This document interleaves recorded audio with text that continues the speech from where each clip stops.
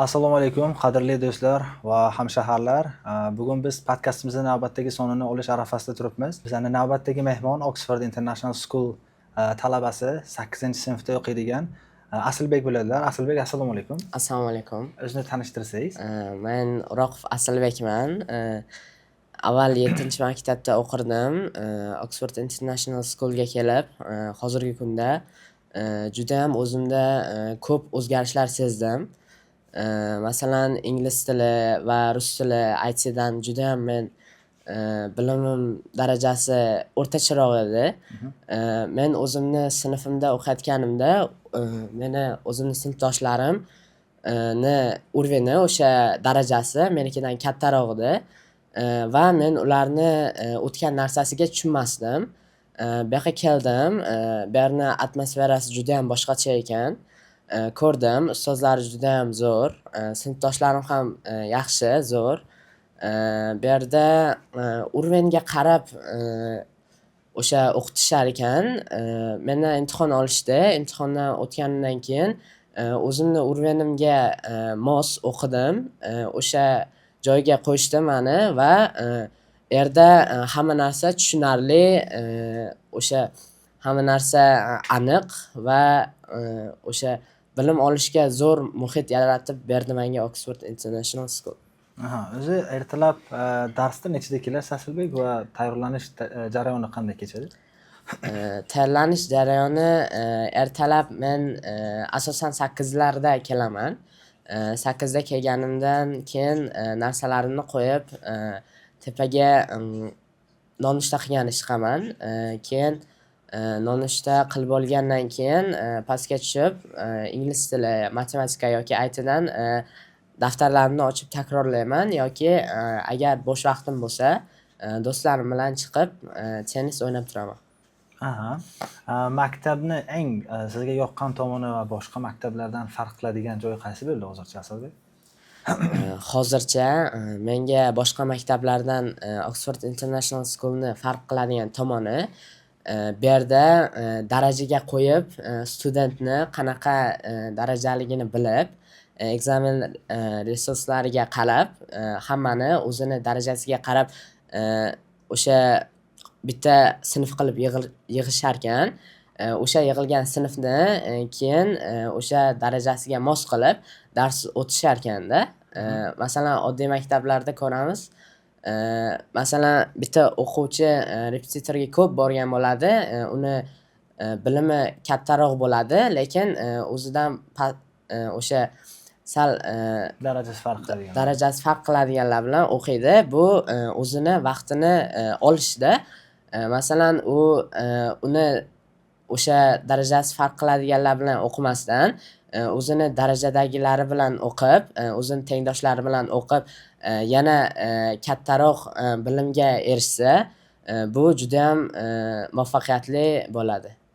Maktabda necha soat vaqt o'tkazasiz Asilbek? Odatda maktabda shu 8 soat dars bo'ladi. Nonushtalari va obedlari bilan 2 soatmi, 3 soat bo'lsa ham tanaffuslarga chiqamiz. Endi do'stlar bilan maza qilib tennis yoki voleybol o'yinlarini o'ynaymiz. Hammasini hisob-kitob qilsa 9-9.5 soat. O'zi darsdan keyin, maktabdan keyingi vaqtlar ko'p bo'lmas ekan, lekin shu bo'lgan vaqtlarni qanday sarflaysiz? Maktabdan keyin bizga o'zi o'rgatiladi. Bu yerda qo'shimcha o'zi hayotni o'rganish uchun qo'yiladigan soft skills, o'shanaqa fanlar bor. Ular hayotda qanday qilib o'zini o'rnini topishni o'rgatadi va hayotda qanday qilib time management, o'sha vaqtni boshqarishni, pulni va o'sha knowledge'larini ishlatishni o'rgatadi. Asosan darsdan keyin men uyga boraman, yuz-qo'llarimni yuvaman va ovqatimni yeb, yana dars qilaman. Chunki men xohlamaymanki o'zimni vaqtimni bekorchi narsalarga sovurishni. Uydagilarga qanaqa yordam istayapsiz?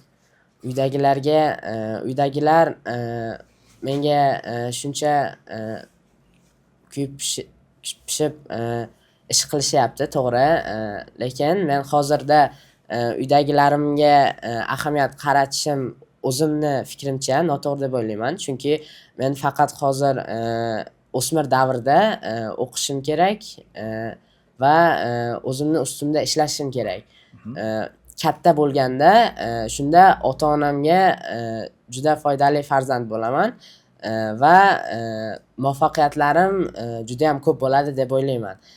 Agarda hozir o'sha vaqtlarimni opamga, ukamga bironta o'yinlar o'tkazib, o'shalar bilan vaqtimni sarflasam, o'sha opa-ukalarim bilan vaqtimni sarflasam, meni o'qishlarimdan uzoqroqda bo'laman. Ya'ni o'sha bugun ertalab maktabda nima o'qiganmiz, o'shalar meni tinch qo'yib turadi. Ya'ni o'sha esimdan chiqadi desam bo'ladi-da.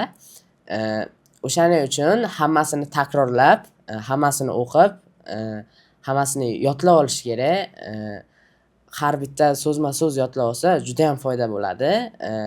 To'g'ri, kechki ovqat yoki bironta o'zimiz o'tirib gaplashishimiz mumkin. To'g'ri, vaqt ajratish kerak oilaga. Oilani muammolari ham bo'ladi, o'zini plus taraflari ham bo'ladi. O'shanga vaqt sarflab gaplashish kerak, lekin unchalik ham ko'p behuda so'rmaslik kerak vaqtni. Menga sizni fikrlashingiz rosa yoqdi. Endi bitta haftalar masalasiga o'tsak, haftani qaysi kuni sizga o'zi yoqadi? Qaysi kun qiyin, qaysi kun oson kechadi?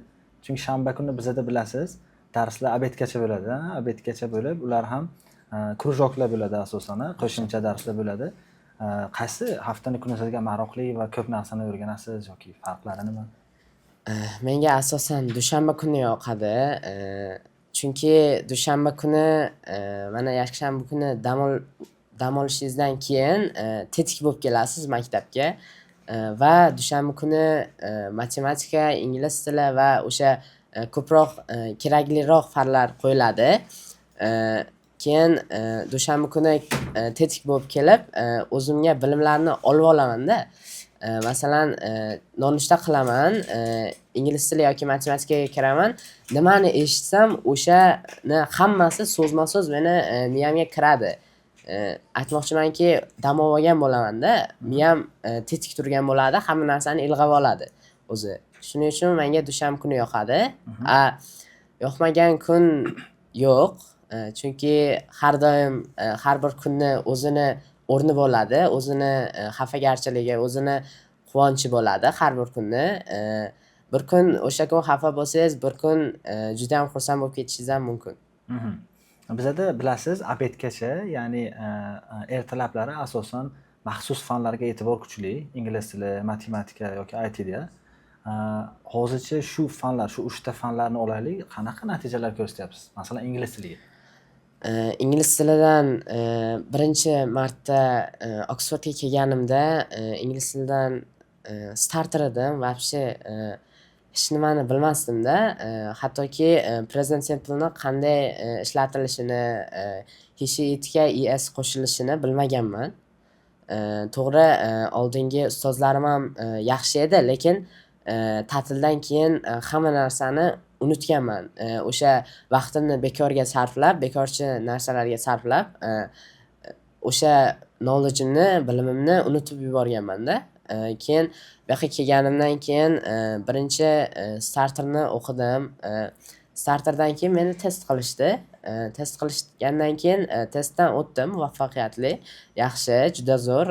Keyin asta B1ga o'tdim. Keyin B1ga o'tganimdan keyin o'zimga sal bo'lsa ham qiyinchilik tug'dirdi-da B1.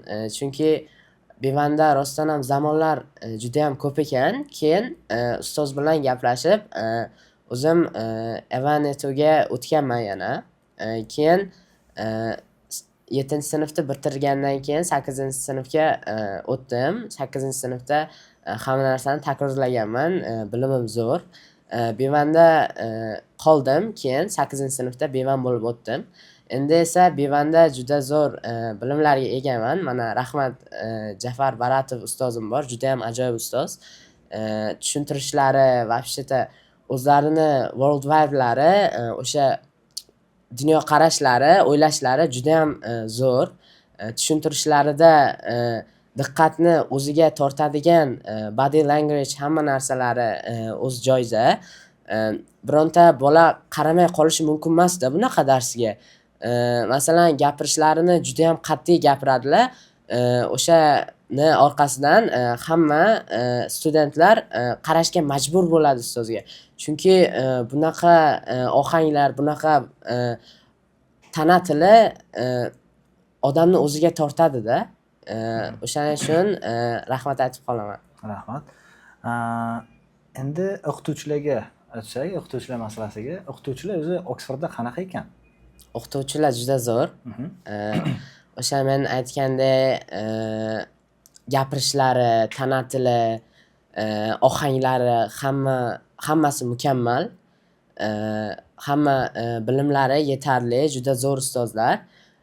Har doim ustozlar aytadiki, tushunmagan bo'lsalaringiz, tushuntir deb aytinglar deb qulog'imizga qo'yib tashlashadi. Chunki rostdan ham bu studentlarga tekan kasallik desa ham bo'ladi.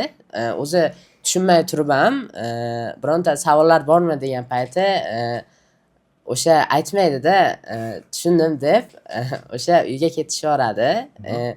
O'sha muammoni bartaraf qilish uchun bu yerda o'qituvchilar har doim aytishadiki, tushunmaganingni kech tushuntiraman deyishadi. Agarda aytishmasa ham baribir ham test qilib olishadi. Darsdan chiqishdan avval hammani, har bir kishini muhim detalni joylardan kesib savollar berishadi. Agar javob bera olmasangiz, tanaffusga chiqa olmaysiz. Tanaffus bo'yi u ustoz sizga o'sha mavzuni qaytadan tushuntiradi va sizni baribir tushunmagan bo'lsangiz ham tushunib olasiz-da. I want to talk to you in English now. Okay. How many friends have you met so far? In my opinion, nowadays I have a lot of friends because of my friends motivated me to study hard. It's one of the most beneficial side of friends. But one of the most popular problem is bullying. Bullying, yes. Bullying, in my opinion. In the other schools, bullying is the most Common, yes. Really common, really common, and people is very bored and people don't have a friend nowadays. But in an Oxford International School, when people bullying and inspector is give a warning to these people, it's very popular technique in a school. It's a system that we have. Yeah. It's very incredible to me. Okay, thank you. Hurmatli tomoshabinlar, sizlarga ozgina ma'lumot berib o'tsam, bullying deganda biz kamsitishni nazarda tutyapmiz. Kamsitish degani bu o'sha talabalar ichida bo'ladigan bir-birini kamsitish, kiyinadigan kiyimiga qarab yoki bilimi darajasiga qarab kamsitish bo'ladi ko'pchilik maktablarda. Lekin Aslbek aytayaptilarki, bizda inspektor bor va inspektor birinchi marta kamsitgan bolaga ogohlantirish beradilar va ikkinchi martaga maktabdan haydashgacha kelishi mumkin bo'ladi. Shuning uchun bu sistema yaxshi yo'lga qo'ygan deb aytilar. All right, next question is going to be in English again. Okay. Who is your favorite teacher, Aslbek? At school, my favorite teacher is Jafar Baratov. It's my English teacher. On the grounds that I do like my teacher's body language and knowledge. Thank you. All right. Aziz do'stlar, ko'rayotganingizdek, Aslbek B1 o'quvchisi bo'lishlariga qaramasdan bemalol ingliz tilida suhbatlashyaptilar. Bu albatta Oxford International School'da ta'lim sifatini yuqoriligidan dalolat. Endi Aslbek, kitoblar masalasida gaplashsak, kitob o'qib turasizmi? Ha, meni fikrimcha, kitoblar dunyoqarashni judayam keskin o'zgartirib yuboradi. Bu o'sha IELTSda ham, SATda ham juda kerak bo'ladi. Chunki kitoblarda o'zgacha bir aytib bo'lmaydigan, so'z bilan ta'riflab bo'lmaydigan bir narsa borda. Uni o'qigan saringiz o'zingizni lug'atingiz oshadi. Keyin nima demoqchi bo'lganingizni bittada miyangiz tuzib oladida, o'shani judayam chiroyli qilib aytadi. Oxirgi marta qaysi kitobni o'qigansiz, Aslbek? Oxirgi marta Hunarning xosiyati kitobini o'qidim. Unda judayam qiziqarli ertaklar va qiziqarli badiiy o'sha asarlar bor. Bu asarlarni o'qib men o'zimga xulosa ham chiqaraman. U yerda u kitobda judayam ko'p bilim yotadi men uchun. Sizlarga ham tavsiya beraman Hunarning xosiyati kitobini olib o'qishingizni va u yerda judayam odamni puxta qiladigan narsalar borda. Uni bir so'z bilan aytib bo'lmaydi. Aslbek, endi bizni kuzatayotganlar bor, ijtimoiy tarmoqlardan albatta. Tengdoshlaringiz bo'ladimi yoki yoshlari katta odamlar bo'ladimi? Yosh qari birdek insonlarga qanday maslahat bergan bo'lardingiz? Maktabimiz haqida qanday tavsiya berasiz?